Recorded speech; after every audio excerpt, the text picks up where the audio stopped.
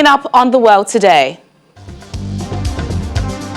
The protests in Wisconsin become more violent as 2 people die following clashes with police. Surprising speeches at the Republican convention as First Lady Melania Trump makes her mark. Plus, more than 70 people are killed in flash floods in Afghanistan. A warm welcome to our viewers here in Nigeria and around the world. Thanks for joining us on The World Today. I'm Teniola Shubowale. We begin in the United States, where 2 people have lost their lives in another night of protest in the city of Kenosha in Wisconsin. According to the police, 3 people were shot. 1 person was seriously injured. Unrest in the city broke out after 29-year-old Jacob Blake was shot several times in the back by police on Sunday. Another night of protests as angry citizens clash with the police. It never began as peaceful, so gun violence erupted.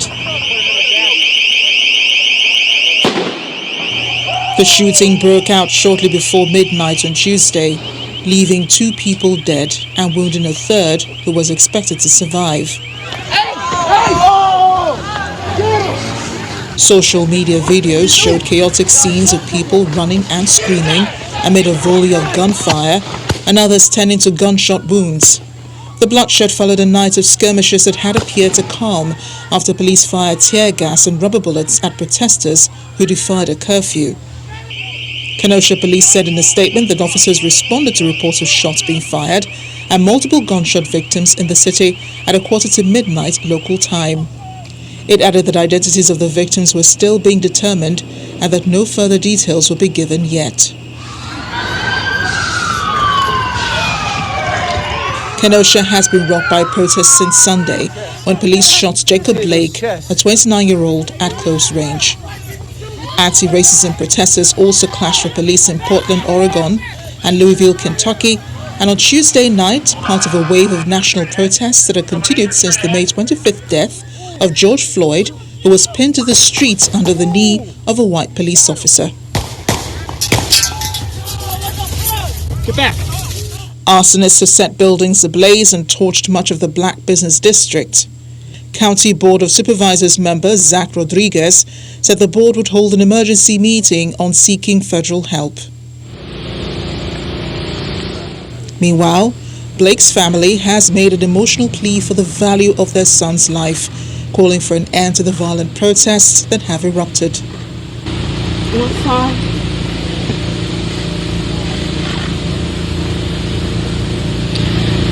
has been fighting for his life.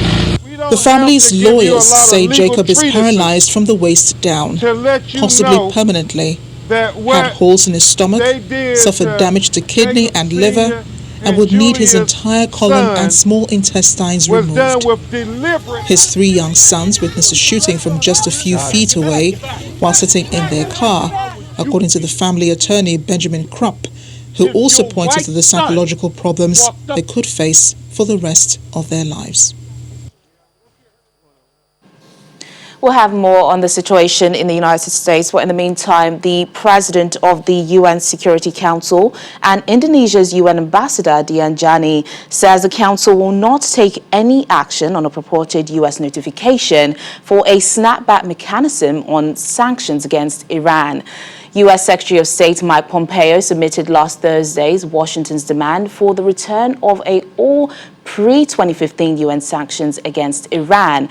But the overwhelming majority of Security Council members hold that the U.S. move does not constitute a notification as envisaged in Security Council Resolution 22,031, which endorsed the Iran nuclear deal.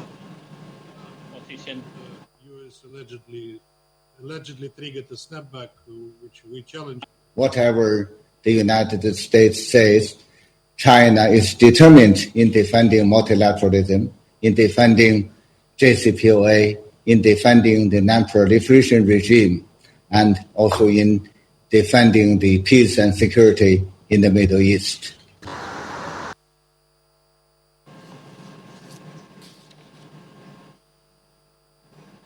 The U.S. President Donald Trump has formally accepted the Republican Party's nomination as presidential candidate in the upcoming November the 3rd poll. The party's convention has been holding since Monday, with speakers giving fiery speeches targeted against the Democratic Party. But all eyes turn to First Lady Melania Trump, who similarly stole the night on Tuesday with her plea for racial unity, something other speakers never really highlighted. My husband knows how to make a real change. From the day that I met him, he has only wanted to make this country the best it can be. For many years, I watched him grow concerned and frustrated, and I'm so proud to see the many things he has done in such a short time. In my husband, you have a president who will not stop fighting for you and your families. I see how hard he works each day and night, and despite the unprecedented attacks from the media and opposition, he will not give up. In fact, if you tell him he cannot be done, he just works harder.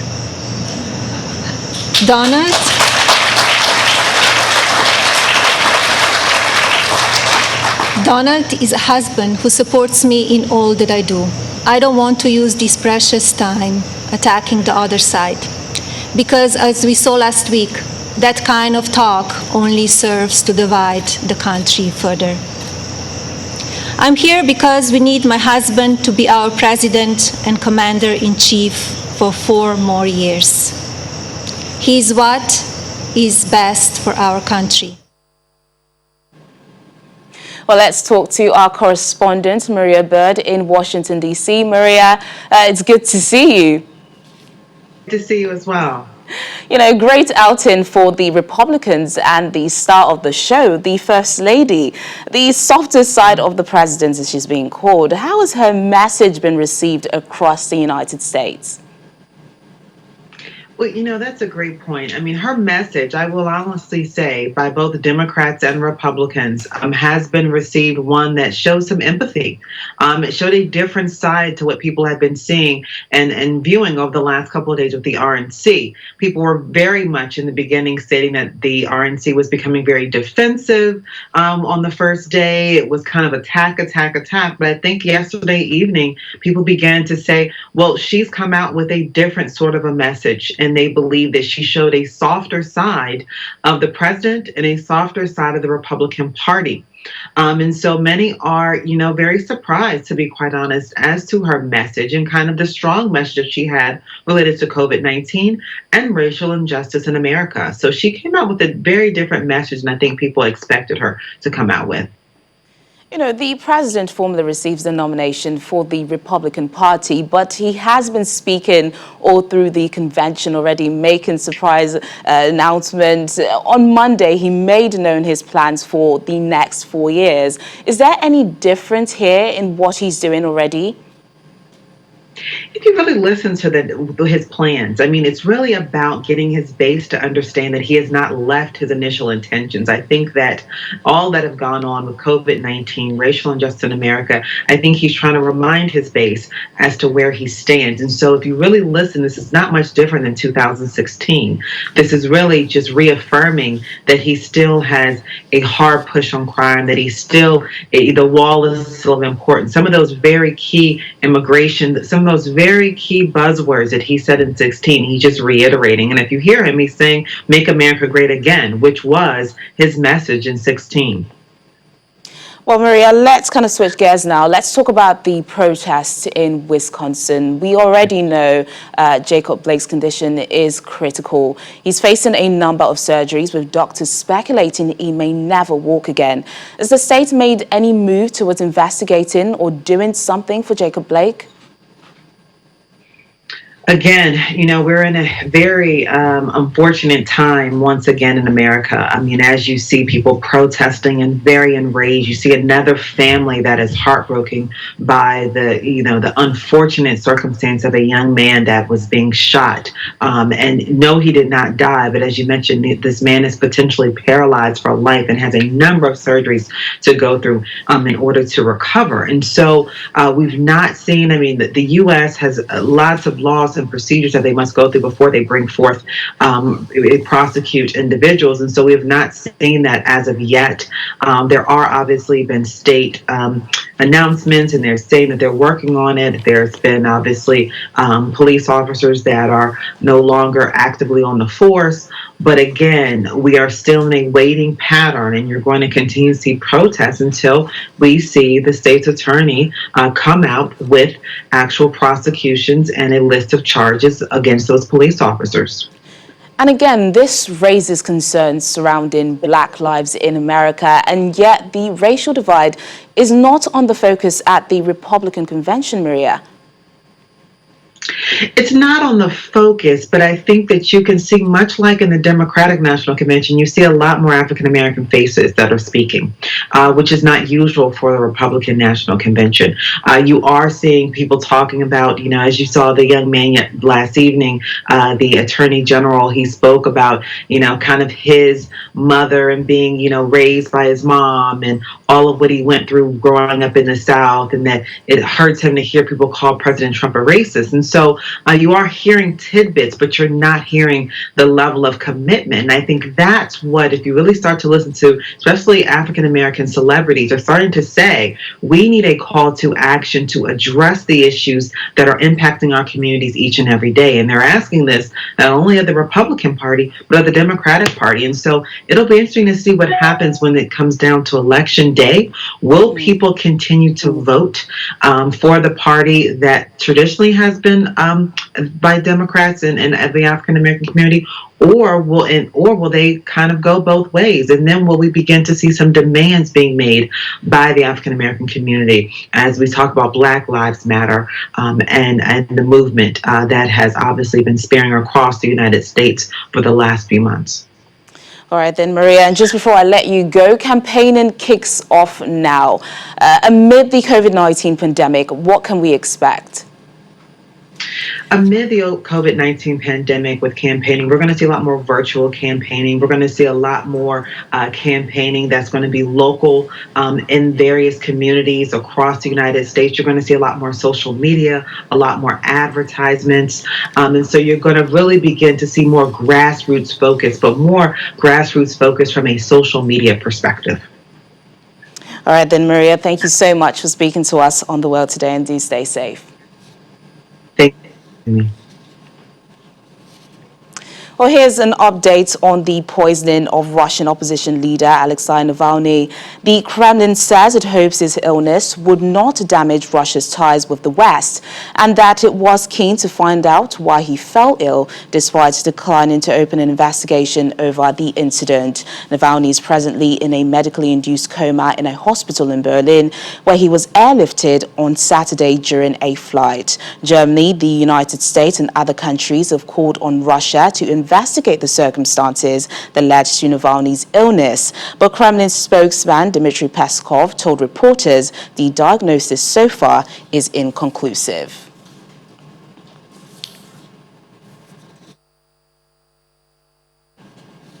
The European Union has suspended its training mission in Mali after the military coup this month that removed President Ibrahim Boubacar Keïta from power. The two missions, training Mali's army and police as part of international efforts to stabilize Mali, extended the state authority, are frozen because they were designed to support the legitimate national authorities. Officials say the suspension is temporary. West African mediators and Mali's coup leaders are discussing the possibility of a transitional government, which could allow the EU to eventually resume training in partnership with the United Nations. The coup has raised this prospect of further political turmoil in Mali, which, like other countries in the region, is facing an expanding threat from Islamist militants.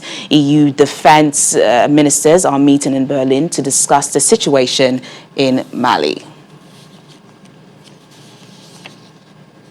Still ahead on The World Today.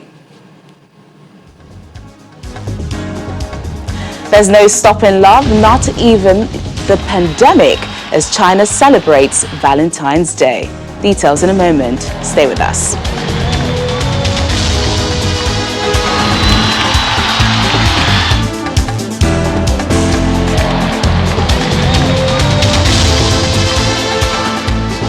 Thanks for staying with us. 29-year-old Australian Brenton Tarrant is the gunman responsible for 51 murders and 40 attempted murders in New Zealand back in the 2019 shooting rampage in the city of Christchurch, New Zealand, which he live-streamed on Facebook. He is to be sentenced this week after pleading guilty to the murders and one charge of committing a terrorist act. Dozens of survivors and families of victims have addressed the court this week, and many have urged the judge to sentence Tarrant to the most severe sentence. A murder conviction carries a mandatory sentence of life in prison in the country. The judge can impose a life term without parole, a sentence that has never been used in New Zealand. My father. You are not actually a human, not even an animal, since animals are beneficial to the world. You are classified as someone who's dumb enough not to realize that beyond the skin, all humans are same.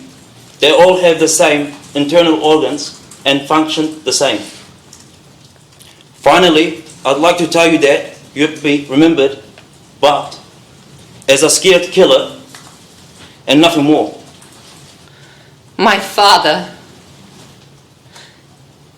The apple of our eyes, Abdel Fattah Qasim.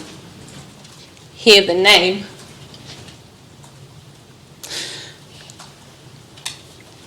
I wonder if he was in pain, if he was frightened, and what his final thoughts were.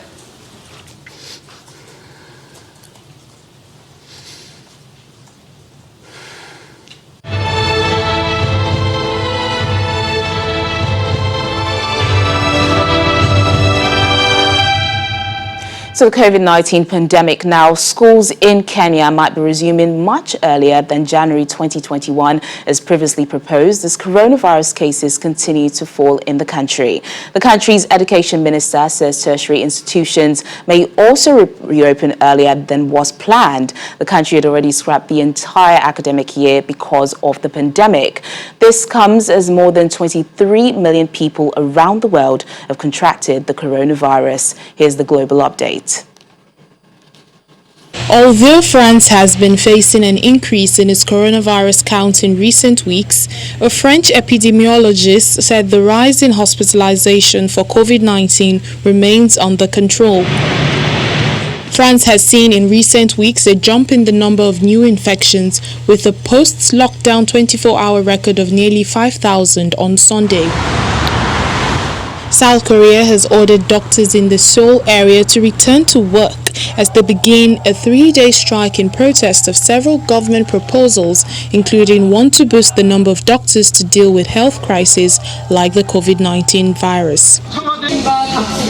Trainee doctors have been staging ongoing walkouts, and thousands of additional doctors were due to stage a 3-day strike starting on Wednesday. A North Korean leader, Kim Jong-un, has called for prevention efforts against the coronavirus and a typhoon that's looming in the nation. An enlarged meeting of the Politburo of the Workers' Party took place on Tuesday amid a pandemic that is putting additional pressure on the North Korean economy, battered by recent border closures and flood damages. State-run television KRT on Wednesday showed Kim in a white shirt, not wearing a face mask, presiding over the meeting, laughing with officials and raising his hand to approve measures discussed. And Chile has passed the somber milestone of 400,000 coronavirus cases in the country as the South American nation gradually eases out of lockdown. As of Tuesday, Chile registered some 401,000 cases and 10,958 deaths. Outside of Santiago and its metropolitan area, residents have seen some of the stiffest lockdown restrictions lifted, but the capital still keeps some measures in place.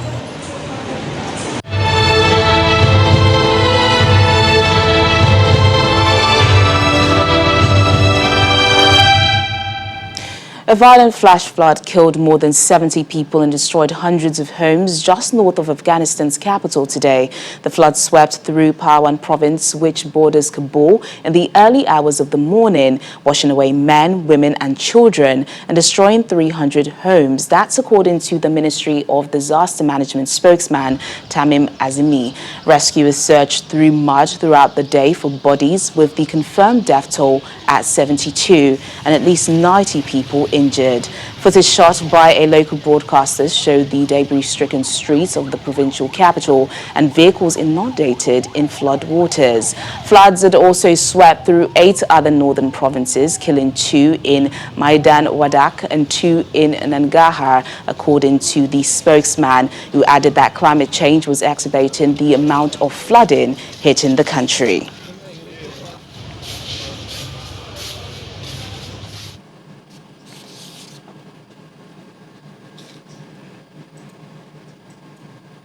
And finally on the program, it's the season of love in China, as Valentine's Day is not celebrated on February 14 like the rest of the world, but on August the 25th. Various activities have been held across China to celebrate it, known as the Qixi Festival.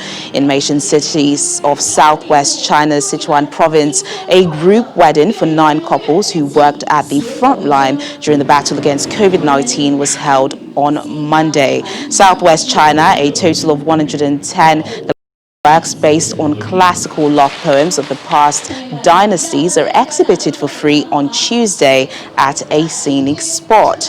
Taking the festivals as an opportunity, the scenic spot also collected 777 pieces of blessing messages via the internet to eulogize the devotion, spirit and selfless love of the media workers in the fight against COVID-19. Qixi originated from a 2,000-year-old love story and falls on the 7th day of the 7th lunar month on the Chinese lunar calendar.